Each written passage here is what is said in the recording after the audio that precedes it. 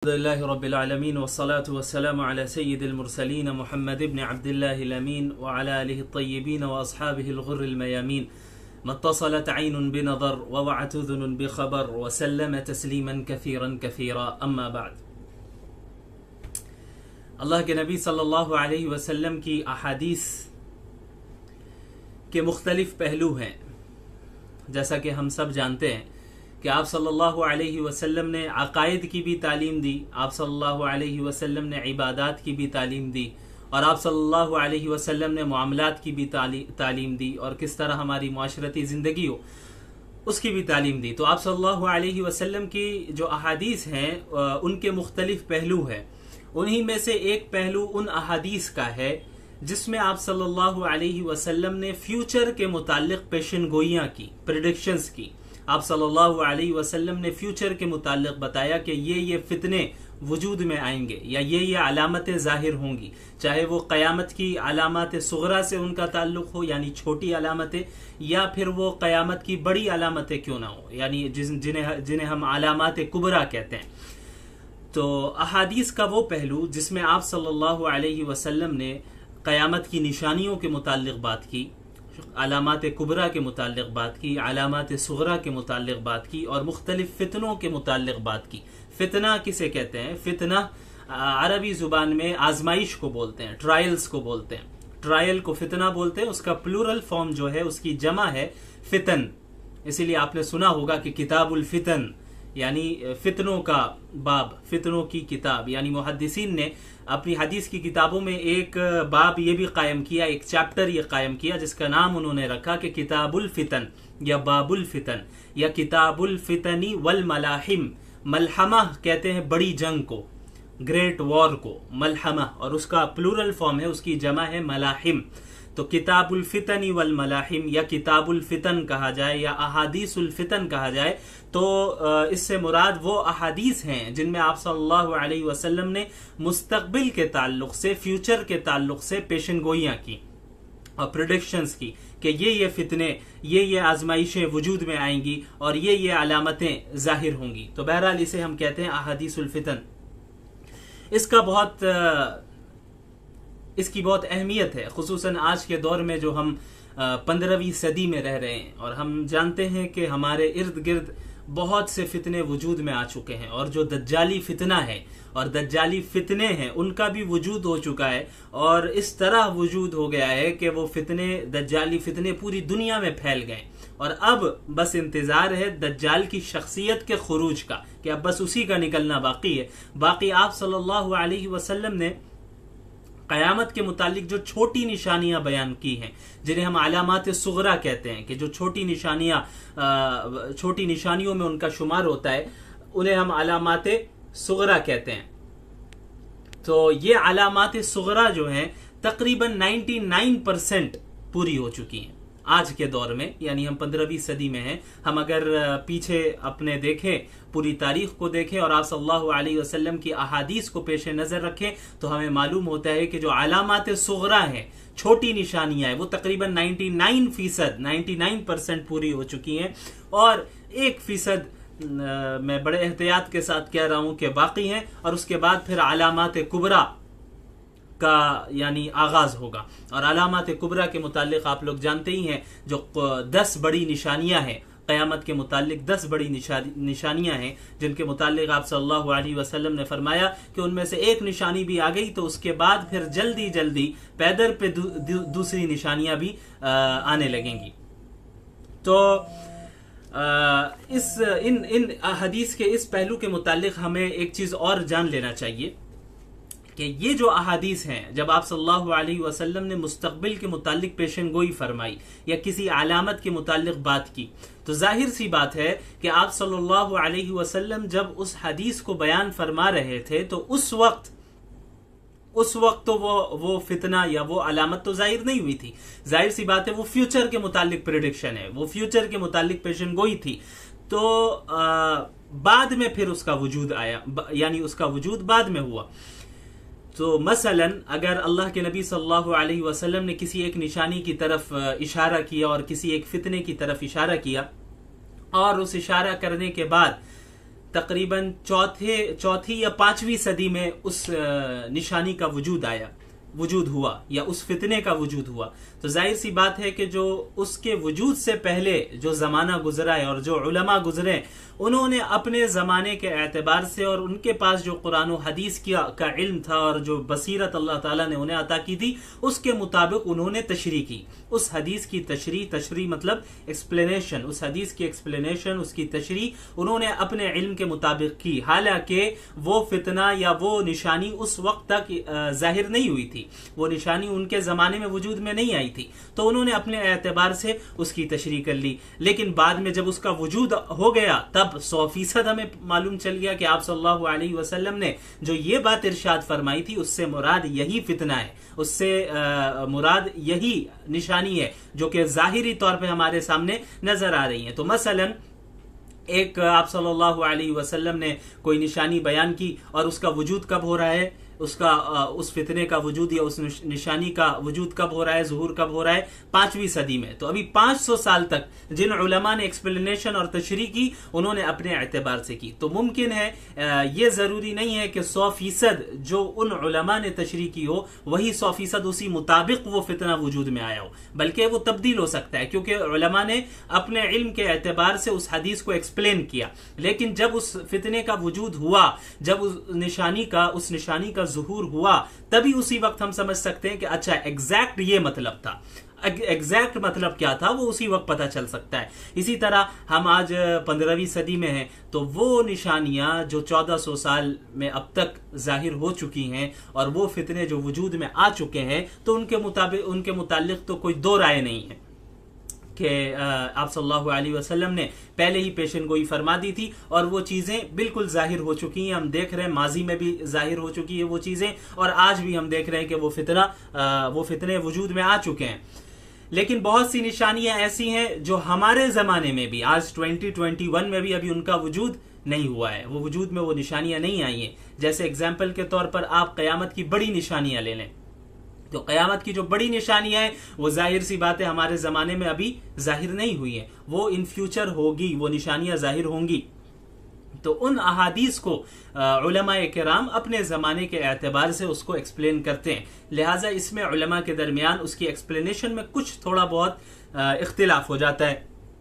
मसलन आपने सुना होगा बहुत से लोगों को कि याजूज माजूज के मुतालिक जब बात होती है तो बाज लोग कहते हैं कि नहीं, ये जो यूरोपियन कंट्रीज के लोग हैं, या बाज कहते हैं ये जो चाइना के रहने वाले यही लोग याजूज माजूज है, और बाज कहते हैं कि नहीं, ये सही माने में ऐसे अफराद हैं जो अभी बंद है और वो कहाँ हैं हमें नहीं मालूम। तो ऐसी चीजों के मुतालिक हमारा क्या रवैया होना चाहिए? हमारा रवैया ये होना चाहिए कि किसी भी एक आलिम की एक्सप्लेनेशन को, उसकी तशरीह को लेकर दीगर तमाम उलमा की राय की तरदीद नहीं करनी चाहिए, क्योंकि इसका ताल्लुक फ्यूचर से।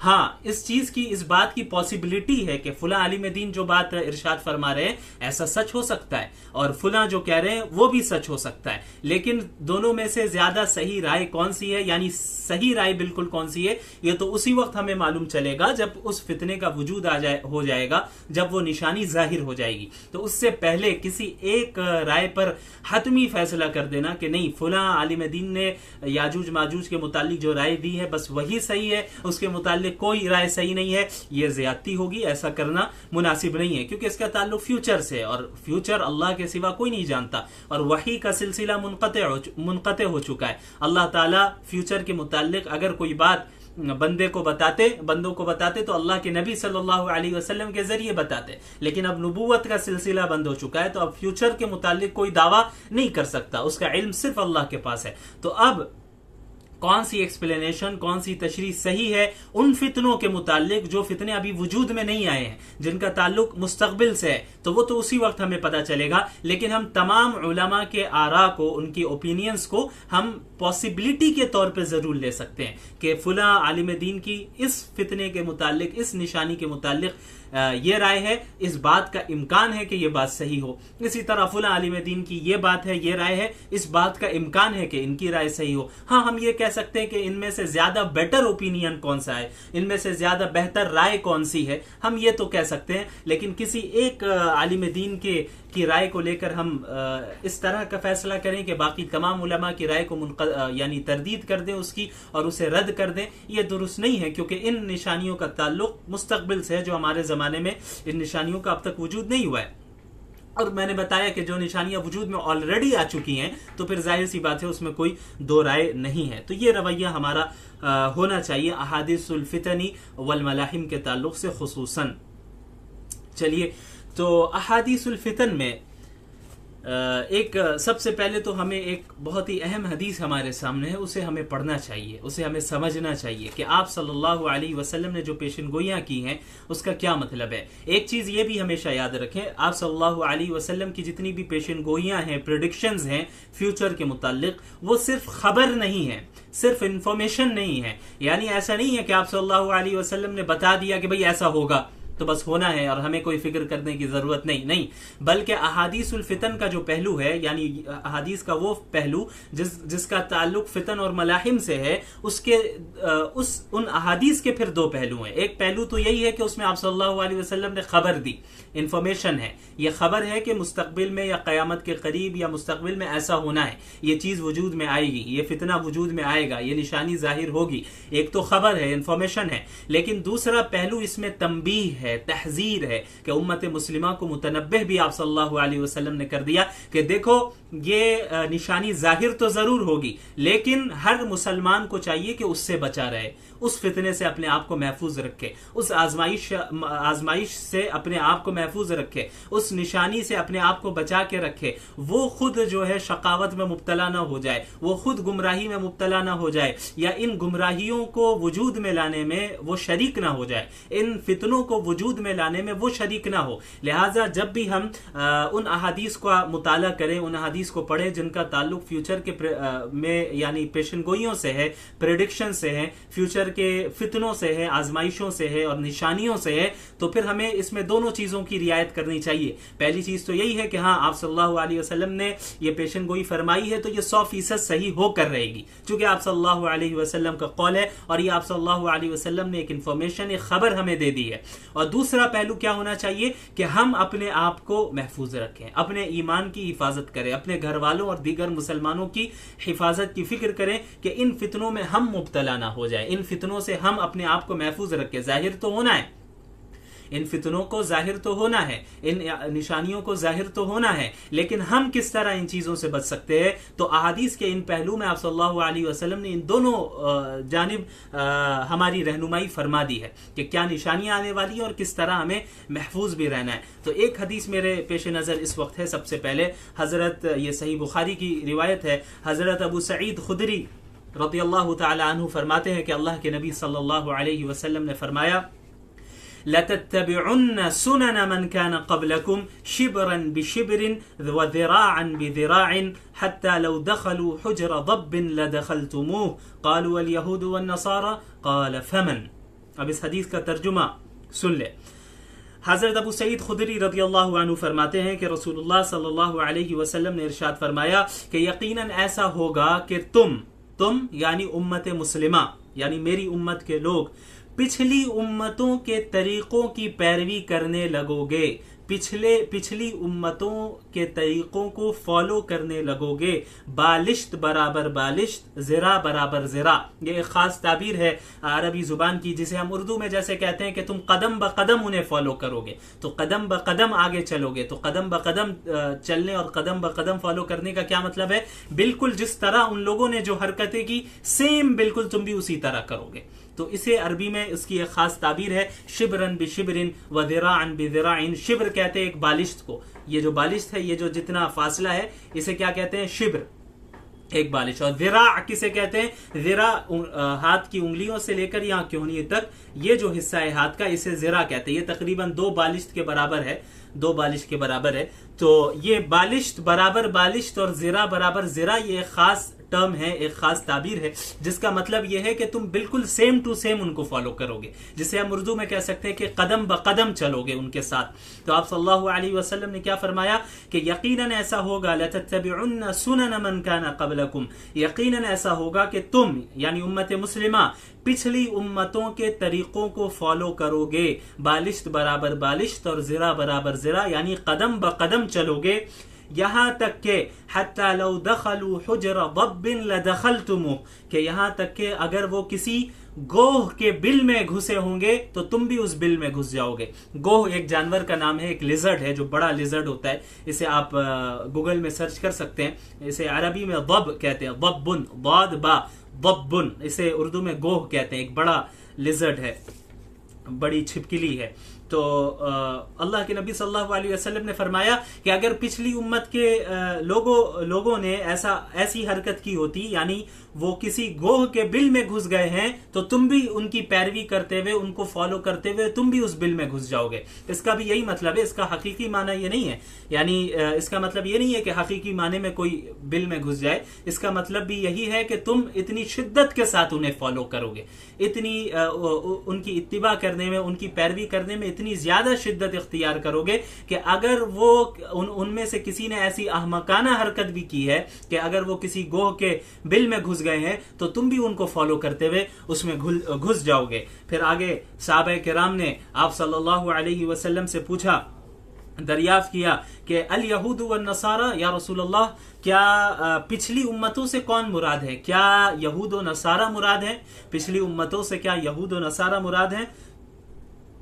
तो आप सल्लल्लाहु अलैहि वसल्लम ने फरमाया कि फमन, और कौन, यानी पिछली उम्मतों से मुराद यहूद और नसारा ही है। अब देखिए, इस हदीस को जब आप सल्लल्लाहु अलैहि वसल्लम ने बयान फरमाया है, जाहिर सी बात है उस वक्त तो ये चीज वजूद में नहीं आई थी। उस वक्त तो ऐसा नहीं था कि मुसलमान यहूद और नसारा की इत्तिबा कर रहे थे, बल्कि सहाबा किराम की जमात थी जो आला तरीन जमात है। अंबिया अलैहिमुस्सलातु वस्सलाम के बाद आला तरीन जमात सहाबा किराम की जमात है, और उनसे तो कभी तसव्वुर भी नहीं किया जा सकता कि वो यहूद और नसारा की इत्तिबा करे। वो तो ऐसी कौम है, वो ऐसे अफराद थे जिन्होंने यहूद और नसारा, कैसर और किसरा के तख्त को ही उलट कर रख दिया, तो वो उनकी इत्तिबा कैसे कर सकते हैं? वो आप सल्लल्लाहु अलैहि वसल्लम की तो जान माल हर एतबार से उनका साथ देते और इस दीन का साथ देते। तो जाहिर सी बात है, जब ये हदीस आप सल्लल्लाहु अलैहि वसल्लम ने बयान फरमाई और जब ये पेशन गोई और ये प्रेडिक्शन की, तो उस वक्त ये चीज वजूद में नहीं आई थी। तो मुमकिन है कि सहाबा किराम को इस एतबार से तो जरूर ताज्जुब हुआ होगा कि मुसलमान भी ऐसा कर सकते हैं कि हम आप सल्लल्लाहु अलैहि वसल्लम के लिए हमने हर चीज को कुर्बान किया, इस दीन के लिए हर चीज को कुर्बान कर दिया, हमने अपनी जान, माल, वतन, अहलो अयाल सब कुछ छोड़ दिया और इस दीन की सरबुलंदी के लिए हमने कोशिशें की और पूरी दुनिया में हम दीन की तबलीग और इसको फैलाने में, आम करने में हम लग गए। तो क्या ऐसी नस्ल भी आएगी, मुसलमानों की ऐसी नस्ल भी आएगी कि वो यहूद व नसारा की इस तरह इत्तिबा करने लगेंगे कि उनके साथ कदम ब कदम चलेंगे? तो जाहिर सी बात है उस वक्त ये चीज तो जाहिर नहीं हुई थी। लेकिन आप और हम अगर अपने आप से पूछें और अपने आप से सवाल करें तो यकीनन हम यही कहेंगे कि ये वो जमाना जरूर आ गया है कि आप सल्लल्लाहु अलैहि वसल्लम की ये हदीस 100% सही हो गई। ये वो जमाना है जिसमें आप सल्लल्लाहु अलैहि वसल्लम की जो प्रेडिक्शन है, जो पेशन गोई है, वो 100% सच साबित हो गई है। अब आप खुद गौर करें कि आज उम्मत मुस्लिमा में तमाम वो बुराइयां शामिल हैं जो पिछली उम्मतों में शामिल थी। आप खुद गौर करें, अगर आपको मौका मिले आप पिछली उम्मतों की तारीख को पढ़ें। पिछली उम्मतों में खुसूसन यहूद और नसारा, चूंकि इस हदीस में जिक्र किया गया है यहूद और नसारा, उनकी तारीख को पढ़ें, उनके अंबिया और उनकी कौमों के मुतालिक पढ़ें, तो जो बीमारियां उन कौमों में थी वो बीमारियां आज उम्मत मुस्लिमा में भी है। तो आप सल्लल्लाहु अलैहि वसल्लम ने फरमाया कि पिछली उम्मत की बुराइयां और पिछले उम्मत की सारी बुराइयां तुम्हारे अंदर आएगी और तुम उन बुराई में उनको फॉलो करोगे और कदम ब कदम फॉलो करोगे, इस तरह फॉलो करोगे और बहुत ज्यादा शिद्दत इख्तियार करोगे। आप देखें कौम शुएब अलैहिस्सलातु वस्सलाम की कौम के अंदर जो बीमारी थी वो हमारे अंदर दाखिल है। शुएब अलैहिस्सलातु वस्सलाम अपनी कौम से कहा करते थे, वला तबखसुन नास अशियाअहुम, कि तुम लोगों में के लिए नाप तोल में कमी ना करो। नाप तोल में कमी करना ये एक बहुत बड़ी बीमारी थी कौम शुएब की। आज ये देखें, आज हमारे यहाँ आप चले जाएं बाजार में, कोई मामलात करें तो मुसलमान धोखा दे रहा है, एक दूसरे मुसलमान को भी धोखा दे रहा है, गैर मुस्लिम को भी धोखा दे रहा है। आज गैर मुस्लिमों पर एतमाद कर लिया जा रहा है, लेकिन मुसलमान पर कोई एतमाद करने के लिए तैयार नहीं है। वो डर रहा है कि मुसलमान धोखा देगा। क्यों इतने मामलात खराब हुए? ऐसे मामलात शुएब अलैहिस्सलातु वस्सलाम की कौम में थी, यानी ये खराब मामलात वो किया करते थे, नाप तोल में कमी बेशी किया करते थे, मामलात में एक दूसरे को धोखा दिया करते थे, तो वही बीमारी आज इस उम्मत मुस्लिमा में भी है। और कौम लूत की बीमारी कितनी घिनौनी बीमारी थी, आज उम्मत मुस्लिमा में वो बीमारी भी दाखिल है। इसके अलावा आप यहूद को देखिए, आप सल्लल्लाहु अलैहि वसल्लम की अहादीस का अगर आप मुताला करें, तफासिर का मुताला करें, तो आपको मालूम होगा कि जब हजरत मूसा अलैहिस्सलातु वस्सलाम मबूस हुए बनी इसराइल की तरफ, और पूरी फिर बनी इसराइल की आप तारीख को पढ़ें कि किस तरह वो कोताही किया करते थे और मुखालफत किया करते थे। एक तरफ उनका दावा था कि मैं मूसा का मानने वाला हूं, हम मूसा के मानने वाले हैं, हम एक खुदा को मानते हैं, लेकिन उसके बाद अमली तौर पे मुखालफत किया करते थे मूसा अलैहिस्सलातु वस्सलाम की और अल्लाह ताला की। ये बुराई आज हमारे यहाँ है। आप देखेंगे, आप कुरान करीम को पढ़ेंगे तो कई जगह आपको ये मिलेगा कि वो खुद कहा करते थे, मूसा अलैहिस्सलातु वस्सलाम से मुतालबा किया करते थे, आप जाइए अपने रब से कहिए हमें ये दे दे, हमें वो दे दे, और जब अल्लाह उन्हें उन नेमतों को अता कर देता तो फिर उसकी नाशुक्री करने लगते। लेकिन अल्लाह ताला ने यहूद को सबसे पहले जब उनका इंतखाब किया तौहीद की बुनियाद पे, बनी इसराइल को कहा व अन्नी फद्दलतुकुम अलल आलमीन, कि मैं तुम्हारे जमाने में तुम लोगों को तमाम आलम पर फजीलत दे रहा हूं, कि तुम तौहीद वाली कौम हो, इसलिए तुम्हें फजीलत दे रहा हूं। लेकिन उन्होंने क्या किया, उन्होंने अल्लाह की इस फजीलत की नाशुक्री की, इस नेमत की नाशुक्री की। मूसा अलैहिस्सलातु वस्सलाम ये तो कहते हम मानते हैं मूसा को, ये तो कहते कि फिरौन के पास हमें निकलना है, बचना है, और फिरौन जालिम है, लेकिन जब मूसा अलैहिस्सलातु वस्सलाम की जानिब से कोई हुक्म आता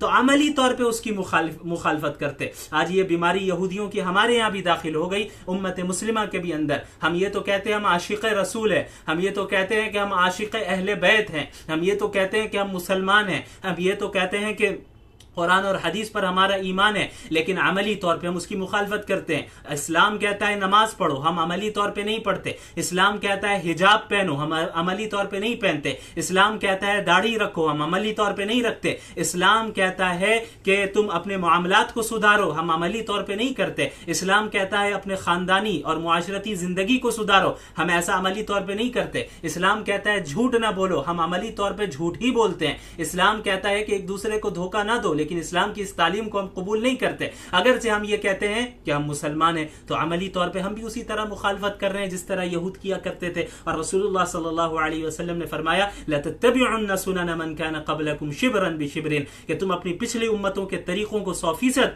कदम ब कदम उनकी पैरवी करोगे, उन्हें फॉलो करोगे। लिहाजा हमें गौर करने की जरूरत है कि जब यहूदियों ने अपने आप को ये कहा, बनी इसराइल ने ये कहा कि हम अंबिया के मानने वाले हैं, अल्लाह के मानने वाले हैं, मूसा के मानने वाले हैं, तौहीद को उन्होंने कबूल किया, तो अल्लाह ने उस तौहीद की बुनियाद पे बनी इसराइल को तमाम आलम पर फजीलत दी, और मोहम्मद अरबी सल्लल्लाहु अलैहि वसल्लम की उम्मत मुस्लिमा को भी आप सल्लल्लाहु अलैहि वसल्लम ने तौहीद की बुनियाद पे फजीलत दी। और क्या फरमाया, कुंतुम खैरा उम्मतिन उखरिजत लिन्नास, कि तुम वो कौम हो, तुम वो उम्मत हो जो तो तमाम उम्मतों में सबसे बेहतर है, सबसे बेहतरीन उम्मत हो, जो लोगों के लिए तुम निकाले गए हो। लेकिन जब बनी इसराइल ने अल्लाह की इस नेमत की नाशुक्री की, इस फजीलत की नाशुक्री की, और अंबिया की अमली तौर पे मुखालफत की, अल्लाह की अमली तौर पे मुखालफत की, तो अल्लाह ताला ने यह ऐलान कर दिया कि दुरिबत अलैहिमुद्दिल्लतु वल मस्कना, कि अब बनी इसराइल पर क़यामत तक के लिए हमने जिल्लत और मस्कनत को उनके ऊपर थोप दिया है, उनकी नाशुक्री की बुनियाद पे, उनकी नाकदरी की बुनियाद पे। अल्लाह ने उन्हें फजीलत दी, लेकिन उन्होंने अमली तौर पे अपने दीन पर अमल नहीं किया। यही फजीलत उम्मत मुस्लिमा को मिली, लेकिन उम्मत मुस्लिमा अमली तौर पर इस फजीलत की नाकदरी और नाशुक्री कर रही है। लिहाजा होना वही है जो बनी इसराइल के साथ हुआ। यह अल्लाह की सुन्नत है, यह अल्लाह की सुन्नत है कि जब भी जो शख्स भी ईमान और अमल सालेह के साथ इस दीन पर गामजन रहेगा, अमल करता रहेगा, अल्लाह ताला उसको बुलंद रखेगा। इसीलिए अल्लाह ताला ने कुरान करीम में फरमाया कि वअंतुमुल अअलौना इन कुंतुम मुमिनीन, कि अगर तुम सच्चे पक्के मुमिन हो तभी तुम सरबुलंद रहोगे, हर जगह सरबुलंद रहोगे, तुम्हारी तरक्की होगी, तुम गालिब रहोगे। लेकिन जब ईमान और अमल साले नहीं है तो तुमने, और ऊपर से दावा भी है कि हम मुसलमान हैं और आशिक रसूल है, लेकिन तुम अमली तौर पे मुखालफत कर रहे हो, तो जाहिर सी बात है अल्लाह ताला इस मकाम से तुम्हें हटा देगा और किसी दूसरी कौम को लेकर आ जाएगा। और एक बहुत बड़ी बीमारी हमारे अंदर क्या है, यह भी याद रखिए, ये जो पिछली उम्मतों की बीमारियां हमारे अंदर दाखिल हुई है, यहूदियों की एक खास बीमारी क्या थी मैं आपको बताता हूं।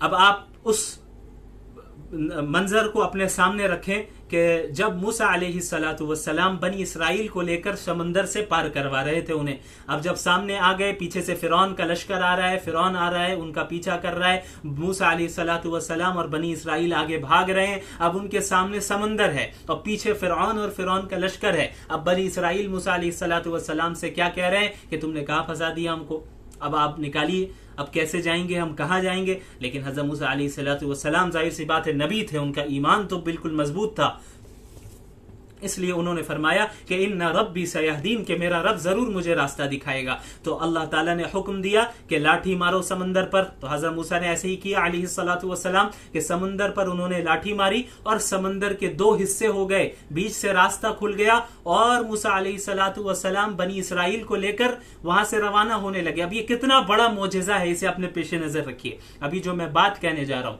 ये कितना बड़ा मोजज़ा बनी इसराइल ने अपनी आंखों से देखा कि मूसा अलैहिस्सलातु वस्सलाम ने लाठी मारी और समंदर का के दो हिस्से हो गए, बीच से रास्ता निकल गया, वहां से वो लोग पार भी हो गए।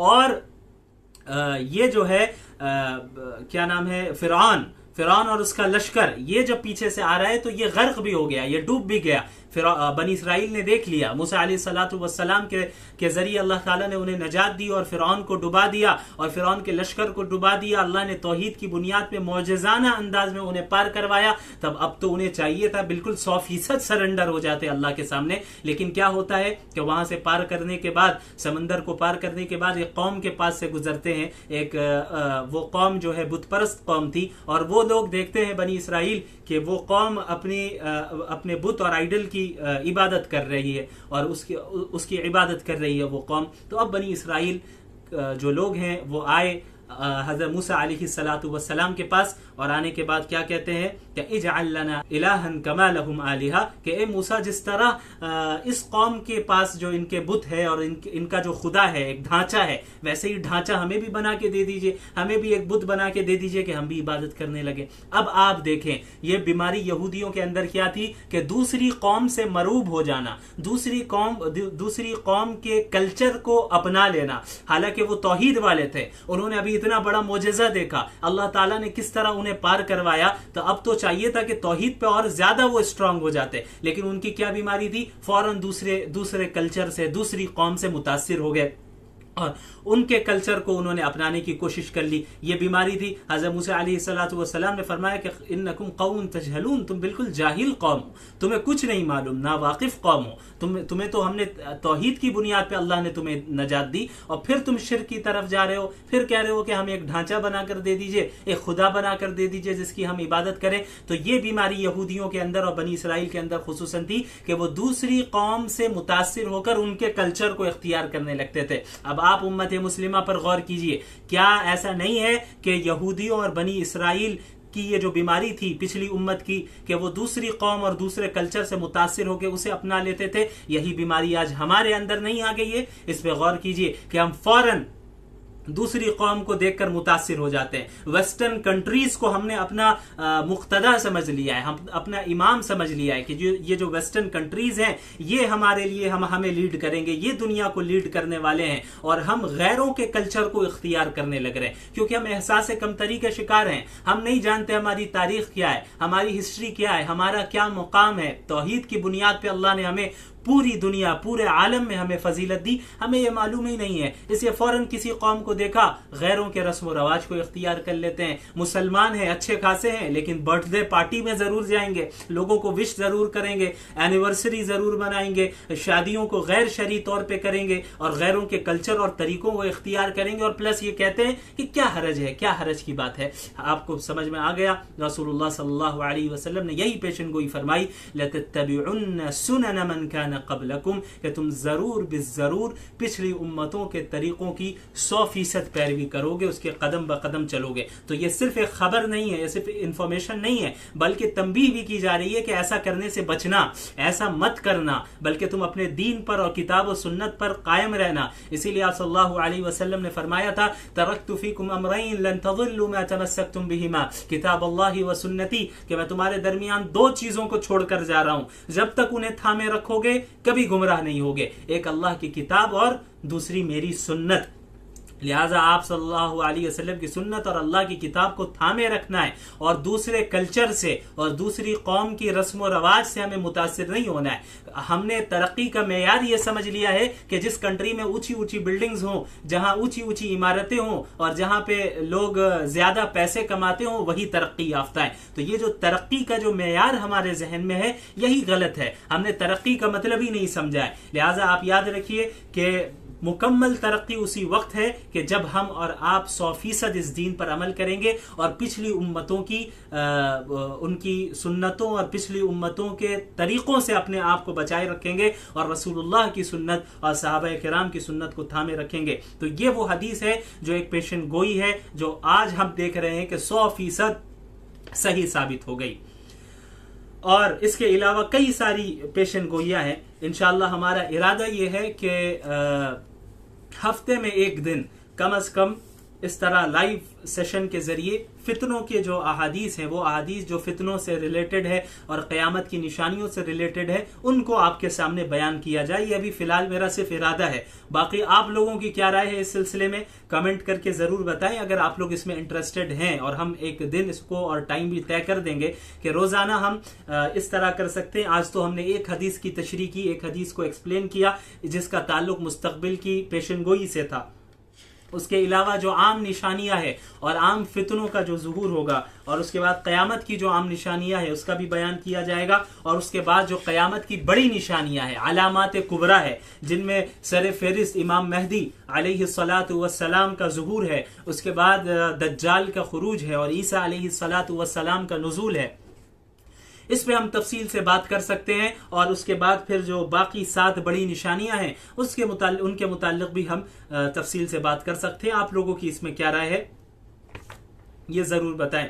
तो इस हदीस को जरूर अपने पेश नजर रखें और ये आप सल्लल्लाहु अलैहि वसल्लम की इस हदीस को दूसरों तक पहुंचाएं। ये बहुत बड़ी चीज है। आप सल्लल्लाहु अलैहि वसल्लम ने फरमाया कि अल्लाह ताला उस शख्स के चेहरे को तरोताजा करे जो मेरी एक हदीस सुने और उसे दूसरों तक पहुंचाए। तो ये बहुत अहम चीज है। और हम आज जिस दौर में रह रहे हैं, इससे ये बिल्कुल भी इनकार नहीं किया जा सकता कि हम दज्जाल के खुरूज के जमाने से बहुत करीब है। हम ये तो नहीं कह सकते कि इस साल में निकलेगा दज्जाल या फुला साल में इमाम मेहदी का ज़ुहूर होगा, ये कोई नहीं कह सकता। इसका ताल्लुक मुस्तकबिल से है, ये सिर्फ अल्लाह ताला जानते हैं। लेकिन ये बात तो जरूर है कि हम आज जिस जमाने में हैं, ये दज्जाल के जमाने से बहुत करीब का जमाना है, बहुत करीब है हम। लिहाजा हमें चाहिए कि लोगों के अंदर एक शऊर बेदार करें और जो आप सल्लल्लाहु अलैहि वसल्लम से ने दज्जाल से बचने का जो तरीका बयान किया है और इन फितनों से बचने के जो मुख्तलिफ तरीके बयान किए हैं, वो लोगों में आम किया जाए, लोगों को बताया जाए, ताकि हम खुद अपने ईमान की भी हिफाजत कर सके और अपनी नस्लों की भी ईमान की हिफाजत कर सके। इंशाअल्लाह आज के लिए इतना ही। जज़ाकुमुल्लाहु खैरन व आखिरु दावाना अनिल हम्दुलिल्लाहि रब्बिल आलमीन। वस्सलामु अलैकुम व रहमतुल्लाहि व बरकातुहू।